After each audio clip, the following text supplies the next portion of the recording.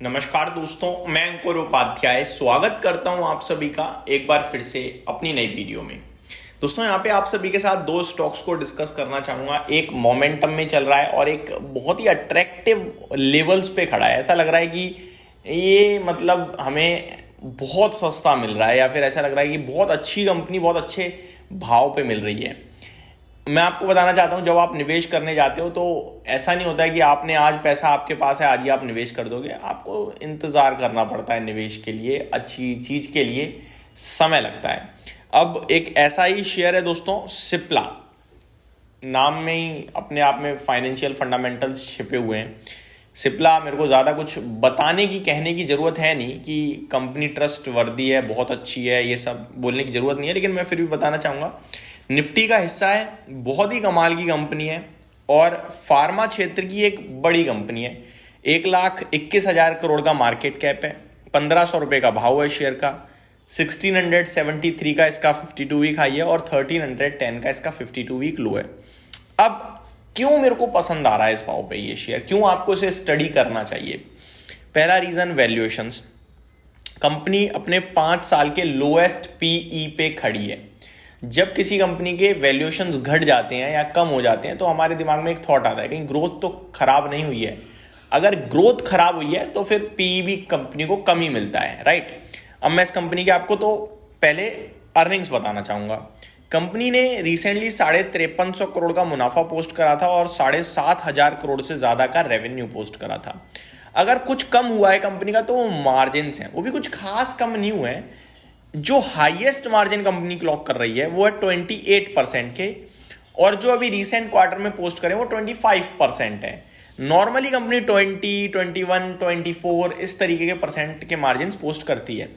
Company की earnings में कहीं से कहीं तक कोई दिक्कत नहीं है। मैं आपको ये भी बता दूं, कंपनी ने FY22 में 2,547 करोड़ का प्रॉफिट पोस्ट करा, 23 में 2,833 करोड़ का पोस्ट करा, 24 में 4,154 करोड़ का पोस्ट करा, 25 में 5,269 करोड़ का, और अभी लास्ट 12 मंथ में 5,434 करोड़ का। कंटिन्यूअसली ग्रोथ है। एक दो फाइनेंशियल ईयर थोड़ी ग्रोथ आती है, फिर अचानक से एक बड़ी ग्रोथ आती है। ये कंपनी का पैटर्न है जो मुझे दिख पा रहा है, जो कि ठीक भी है, क्योंकि बीमारियां क्या है कि अचानक से कोई वायरल चल गया जिसकी वजह से मेडिसिन ज़्यादा बिकती हैं, तो वही केस रहता है यहाँ भी। इस कंपनी की अगर आप दवाइयों की बात करें तो लीडर्स हैं, ठीक है, छोटी मोटी नहीं है। जो आपके नॉर्मल डेली रूटीन में बीमारियां चलती हैं ना, daily routine in the mean जो नॉर्मल कफ कोल्ड, आपका खांसी जुकाम, ये इस तरीके के जो है ना, बुखार, ये सब में यही आपके लिए खड़ा है। ये कोई ऐसी स्पेशलिस्ट दवा नहीं बना रहा किसी स्पेशल बीमारी की, तो ये न्यूट्रल वे में चलती रहती है कंपनी। तो बहुत ही सही, बहुत ही अच्छी कंपनी है। रिजर्व्स 32,757 करोड़ के और बोरोइंग्स नेग्लिजिबल, इनफैक्ट आप कह सकते हो डेट फ्री कंपनी।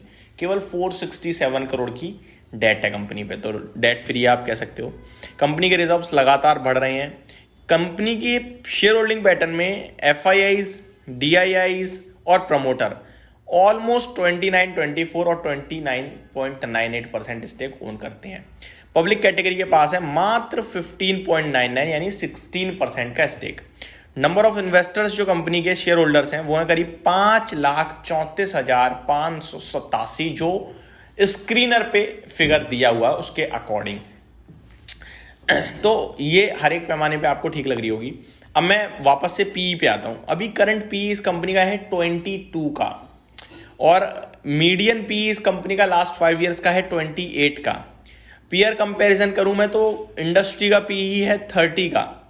इसी के सामने अगर मैं इसको किसी से सबसे नियर बाय कंपेयर कर सकता हूं तो निफ्टी का ही एक हिस्सा है सन फार्मा, देश की बड़ी दिग्गज कंपनी है नो डाउट, 37 के पीई पे ट्रेड कर रही है।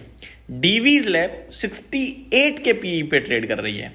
डॉक्टर रेड्डी 18 के पीई पे है और ल्यूपिन 21 के पीई पे है। मेरा मानना यह है कि इस कंपनी को जो हमें कंपेयर करना चाहिए वो सबसे नियर बाय सन फार्मा से ही करना चाहिए। बाकी डीवीज तो देखो अलग क्षेत्र हो गया थोड़ा सा, तो वो मैं क्षेत्र सेम ही है बट वो API बिजनेस में आ जाता है, ये आपकी दवाएं बनाता है। तो मेरे को लगता है बहुत ही सही रीजनेबल है।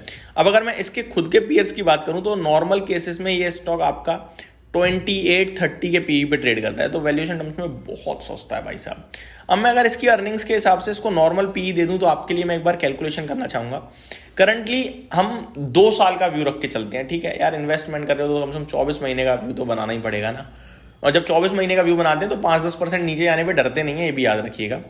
अब मैं आप सभी के साथ अगर बात करूं तो कंपनी की नॉर्मल रूटीन में जो ग्रोथ दिख रही है मुझे अराउंड 15-13% की दिख रही है। एक साथ 20% बढ़ जाता है, फिर 10% या 12% बढ़ता है, तो मैं ऑन एन एवरेज 12% की ग्रोथ लूंगा केवल। करंटली कंपनी का ईपीएस है 67 रुपीज का। यहां से अगर मैं इसे 12% बढ़ा दूं तो 7 के हिसाब से मैं लेके चलूं तो करीब अगले वित्त वर्ष में या FY26 में लास्ट में ये आना चाहिए करीब 74 का न्यूट्रल वे में, और FY26 के बाद FY27 में 74 से करीब 82 पहुंचना चाहिए। 82 पे मैं इसको नॉर्मल पीई देता हूं, अगर ज्यादा नहीं दे रहा 25 का ही दे देता हूं बस। 84 इंटू 25 तो 2100 रुपए का मेरा न्यूट्रल वे में जो प्राइस निकल रहा है वो मैंने आपके साथ डिस्कस किया। जो करंट पीई है 84 इंटू 22 उसमें आ रहा है 1870 का, और अगर इसका मतलब वापस से उन्हीं वैल्यूएशन से ट्रेड करने लगा जिस पे था एक बार को 84 इंटू 30 तो 2500 के करीब। लेकिन ये 2 साल यानी 24 महीने के हिसाब से हमने 24 महीने नहीं, मैंने FY27 तक बोला है, FY26 में अभी आ जाते 5 महीने रह गए हैं, फिर आपके 12 महीने, तो 17 महीने के समथिंग का हमने कैलकुलेशन करी है। दोस्तों ये निवेशकों के हिसाब से मैंने कैलकुलेशन करी है, इसी हिसाब से मैंने HDFC बैंक की भी आपके साथ काफ़ी कैलकुलेशन करी थी, तब नहीं चलता था, लेकिन अभी इवेंचुअली आप नोटिस कर रहे हो, अभी आप देखो 2400 रुपये की बात करता था मैं, 2400-2700 अभी पहुंचा नहीं है, लेकिन अब 1200 रुपये का आज ही सिटी का आई थिंक टारगेट, मैक्वारी का टारगेट आया HDFC बैंक पे, कल आया था।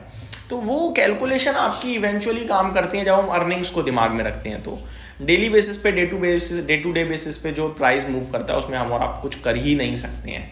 तो ये मेरी तरफ से एक स्टॉक था जो मैंने अपने व्यूअर्स के लिए एक प्रॉपर स्टडी शेयर करी। उम्मीद करता हूँ डिटेल्स डेटा पसंद आया होगा। Thank you so much for watching this video. Have a great day guys.